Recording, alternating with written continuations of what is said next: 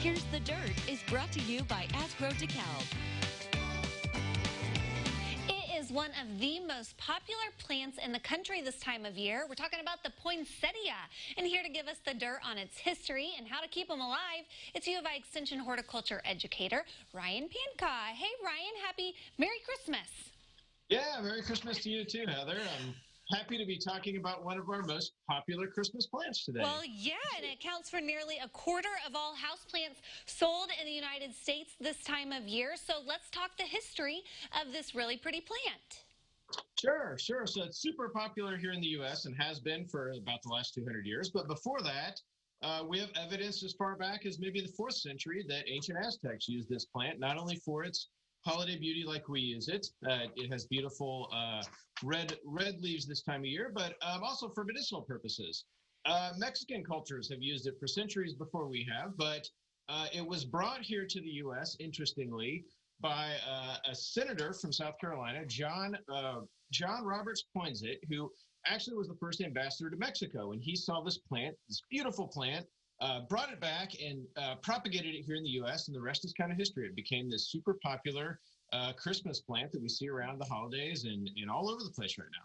And I know it's very popular, a red color, but I've seen them pink and other shades. So is that normal? Well, we've done that through breeding over the centuries, where there's all kinds of different colors. Yeah, there's variegated colors, there's whites. A lot of times I've just had a red and a white. Yeah, there you can see a picture of both a red and a white next to each other. So yeah, through plant breeding, we've got a lot of different colors bred into these plants. So, okay, we're going to debunk some very popular myths around the poinsettia. So the first one being the poinsettia flower is the attractive part of the plant that holds the holiday beauty. True? False? well, that is actually false. That is a myth. And most of us think of that big red structure there as the flower, but actually the flowers are little tiny yellow things in the center of those red leaves. Those are actually red modified leaves called bracts that we see. They're not flower petals. So a lot of us think of those as big red flower petals, but they're really actually leaves. Okay. Good to know. Myth number 2, poinsettias are small potted plants. That is also a false myth. In nature, they're actually a small tree. So if you ever get a chance to visit their native range through Mexico and Central America, check them out. They're actually trees in their native environment. Okay, I'm kind of seeing a theme here, and I'm realizing now that all of these are myths that we're going to talk about. So myth number 3 is that you cannot save a poinsettia for next year. Kind of like the mums at Halloween and Thanksgiving. Do we just toss them? Well, a lot of folks do, but the fact of the matter is you could save it as a year-round houseplant. The trick, though, is getting it to rebloom. So that's part of the misconception here, too. It is really tricky to get these plants to rebloom again because they bloom in response to day length. So in Mexico, in their native environment, as the day length shortens, that tells the plant it's time to bloom, and it starts to develop blooms. In our homes, we usually have some type of artificial light that's acting on those poinsettias and in telling them that it's not time to bloom yet. So unless you have a greenhouse, that's what I usually tell folks, unless you have a greenhouse, you're probably not going to have it bloom again unless you really try hard. And that's, again, kind of keeping it in the dark at night and in the light during the suntime or during the daytime is the key. Okay, good to know.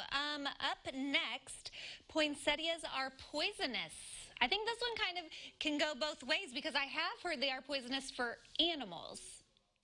No? Well, this is one of those long-standing myths that I think all of us have heard that. I remember my grandmother telling me this as a child, and what research has shown is that they really aren't toxic to humans. They really are not that toxic to animals as well.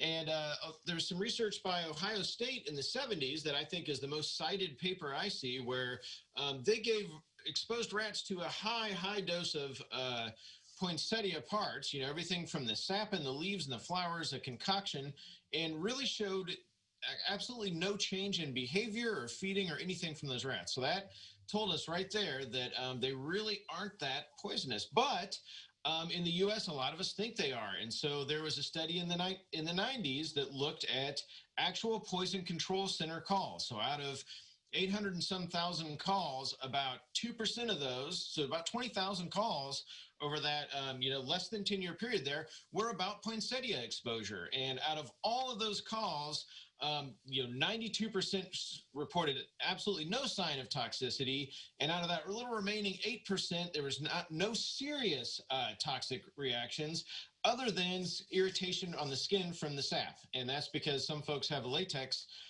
allergy, and it's similar to the reaction you'd have to latex if you had that type of allergy. So all the science tells us that poinsettias are safe for us, for humans, for children, for pets, and so there's no reason not to buy a poinsettia because you're worried about toxicity. There you go. And if you're really lucky, you may even get it to bloom again next year. Ryan, we appreciate you in helping us debunk all of these myths concerning the very popular Christmas poinsettia. And we will connect everybody with what's happening there at the U of I Extension at CILiving.tv. We appreciate you being with us. Thanks so much.